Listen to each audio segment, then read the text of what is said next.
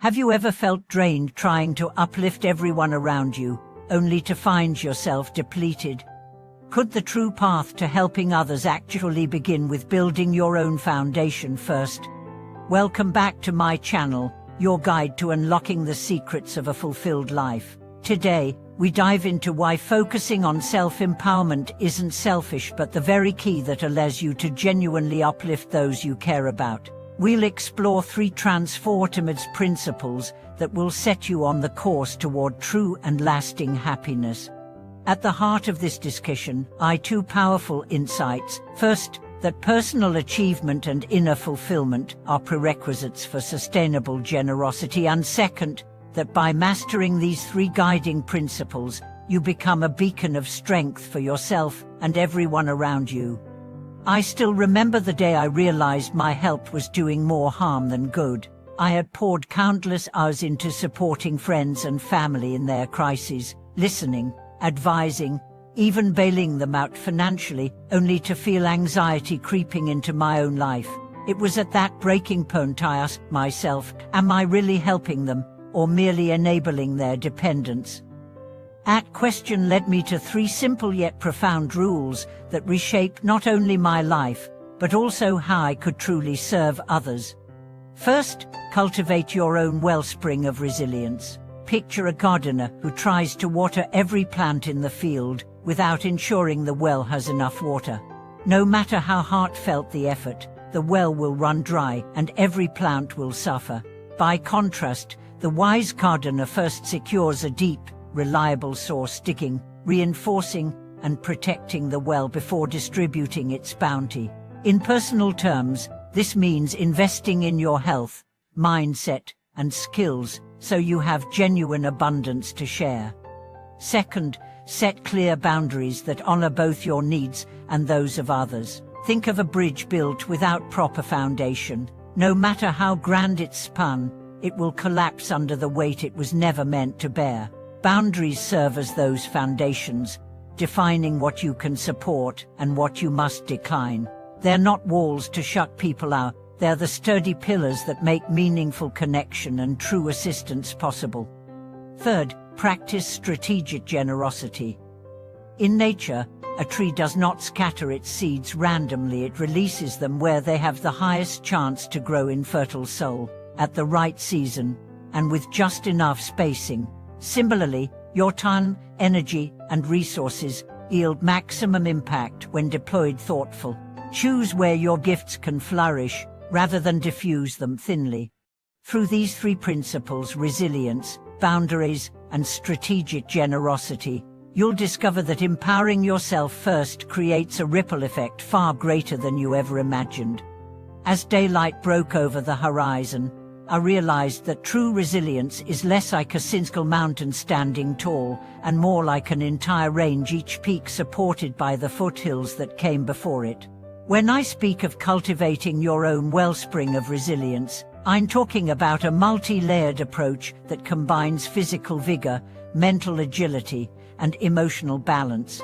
Consider the story of Maya, a close friend who worked round the clock as an emergency nurse. For years, she sacrificed sleep and proper nourishment to meet every call for help, until one afternoon she collapsed from sheer exhaustion.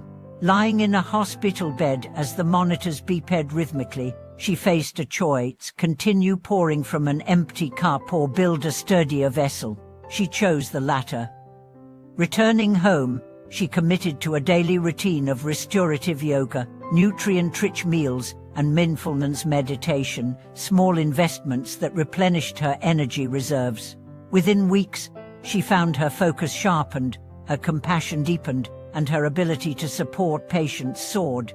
By prioritizing her own well-being first, she doubled her capacity to care for others without risking burnout.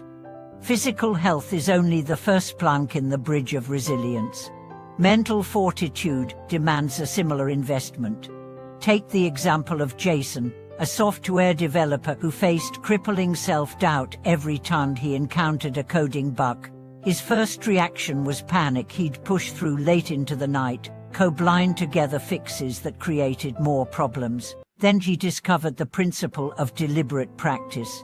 Instead of hammering at the code until he broke himself, he set aside brief, focused sessions for debugging challenges, studied algorithms, and sought mentorship.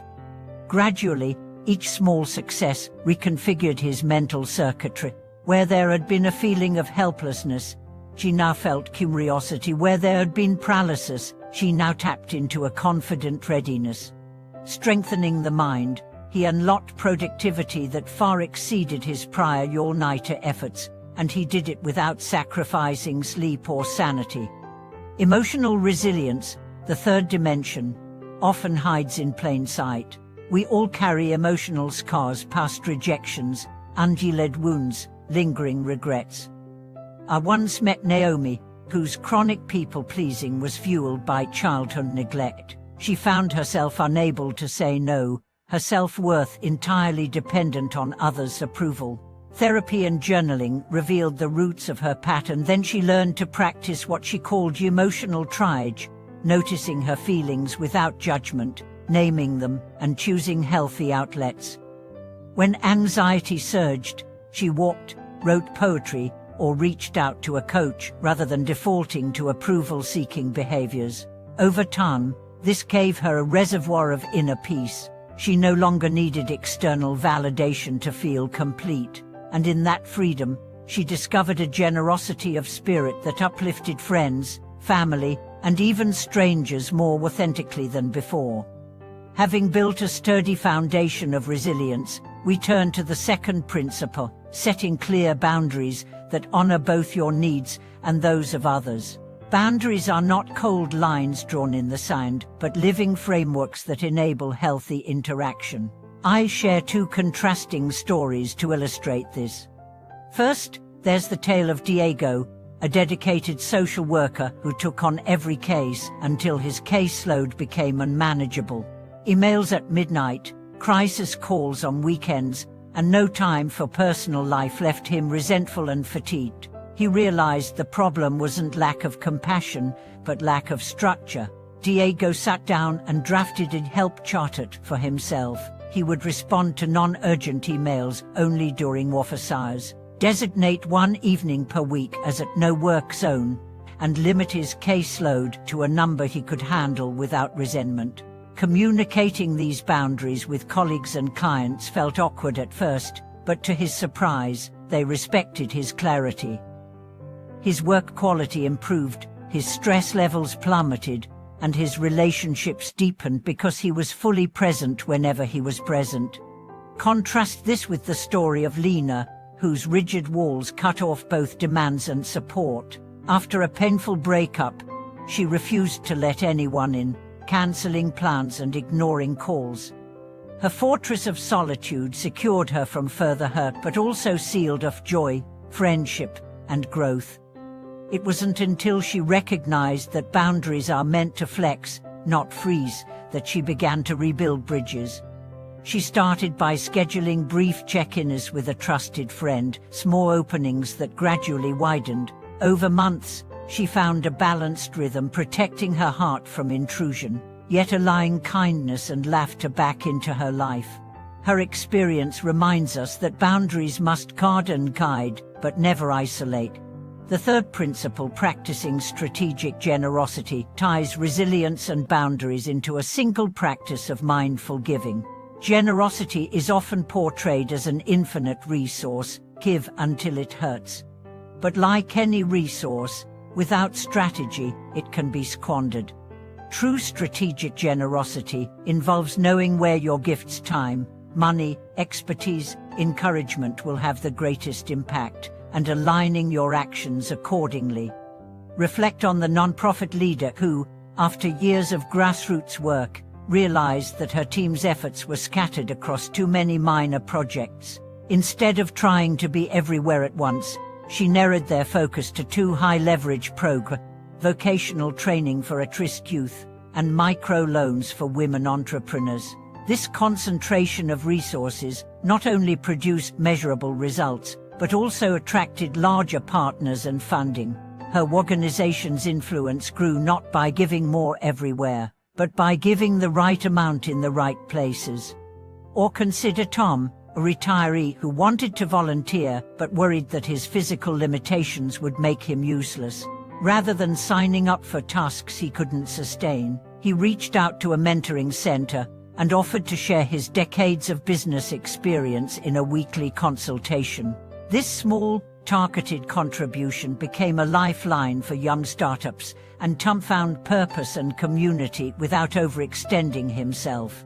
Each of these stories underscores a universal truth. By empowering yourself first through resilience, protecting that empowerment with boundaries, and then channeling it through strategic generosity, you create a virtuous cycle. You become a source of genuine help, not a well that runs dry or a fortress that shuts people out. As you reflect on these principles, I encourage you to write down one small action for each, a daily habit to build your resilience, a boundary to set or reinforce this week, and one area where your generosity can be most effective. Commit to these steps, and in time you will witness how self-empowerment becomes the foundation for real, sustainable support of others. Thank you for watching this video. I appreciate your time and hope these insights guide you toward a life where helping others starts with helping yourself, creating ripples of positive change that echo far beyond our individual reaches. Don't forget to subscribe, like, and share your thoughts or your own experiences in the comments below. See you next time.